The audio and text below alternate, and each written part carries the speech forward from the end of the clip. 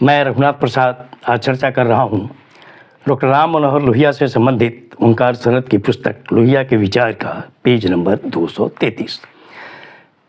ये संबंधित है 1950 का ये लेख है और ये संबंधित है कि भारत पाकिस्तान का जो बंटवारा हुआ उससे संबंधित है। ये कुछ हिंदू भी अलगाव की नीति पर चल रहे हैं। उनमें प्रतियोगिता का बड़ा असंस्कृत जोश पैदा हो गया है, जिसके असर में वे असली तथ्य को छोड़कर अपने देश का नाम भारत रखने जैसी खोखली बातों के पीछे पड़ गए। वे ऐसे शब्दों को भी छोड़ना चाहते हैं जो ज़्यादातर संस्कृत से ही निकले हैं और सदियों के प्रयोग से सुधर कर और मधुर बन गए। कितने दूरदर्शी थे वे, जो आज हम लोग देख रहे हैं कि अभी जो 2024 के लोकसभा चुनाव के मद्देनज़र जो विपक्षी दलों का एक गठबंधन बना, उसका नामकरण जब इंडिया हुआ तो केंद्र की सरकार ने किस तरह से भारत शब्द को आगे बढ़ाने का प्रयास किया और बहुत से ये हुए भी, कार्यक्रम भी हुए जो G20 के इन्विटेशन लेटर में भी देखा गया।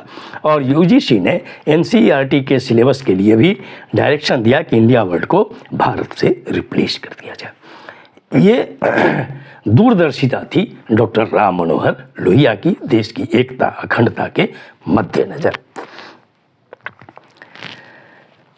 इनकी जगह वे मूल संस्कृत के टेढ़े मेढ़े शब्द इस्तेमाल करना चाहते हैं।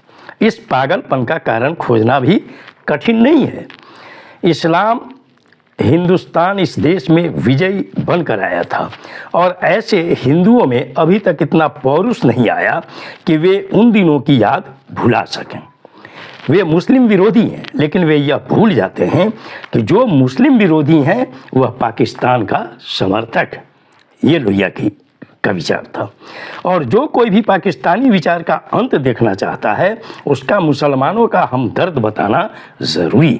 ये सेकुलरिज्म के कितने बड़े प्रबल समर्थक थे, ये झलकता है इससे। असलियत पर ताज्जुब है। वे शायद सोचते हैं कि शक्तिशाली हिंदू राज्य जो मुसलमानों को दूसरे दर्जे का नागरिक मानेगा एक दिन पाकिस्तान को जीतकर गुलाम बना लेगा और इसीलिए मुमकिन है कि उन्हें पाकिस्तान का दोस्त कहने पर वे बुरा माने।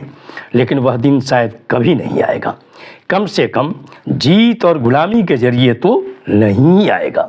इस बीच में अपने अलगाव के कामों से वे पाकिस्तान को मदद और ताकत देते हैं और इसलिए उनके दोस्त हैं। लोहिया जी कितने दूरदर्शी थे, ये इसी से स्पष्ट हो रहा है कि वो कतई नहीं चाहते थे कि आप सिर्फ ये कि हम उसको गुलाम बना लेंगे, वो मिला लेंगे, ये दिन कभी नहीं आएगा। ये उनका विचार था। वो चाहते थे कि प्रेम पूर्वक ही कोई भी रास्ता निकल सकता है। पिछले एक तजुर्बे का भी असर हिंदुओं के दिमाग पर अप्रत्यक्ष रूप में है। कुछ हिंदुओं को डर है कि धर्मनिरपेक्ष और संघीय हिंदुस्तान में मुसलमानों को आबादी से ज़्यादा प्रतिनिधित्व मिलेगा और उन्हें खास जगह दी जाएगी। यह डर बेबुनियाद है और सिर्फ उस काल का एक बचा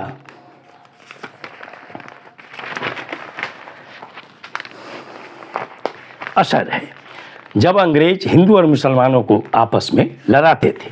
किसी खास समूह को खुश करना नहीं, बल्कि कानून और सामाजिक व आर्थिक व्यवहार में सभी नागरिकों की सभ्यता धर्मनिरपेक्ष लोकतंत्र का लक्ष्य।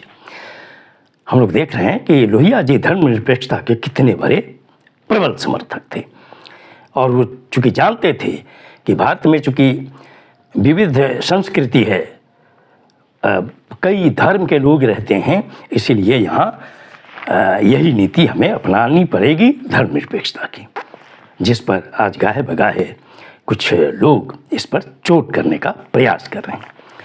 आगे, देश की आज़ादी के बाद राष्ट्रपति और उपराष्ट्रपति तथा राज्यपाल मुसलमान हुए हैं, परंतु प्रधानमंत्री नहीं।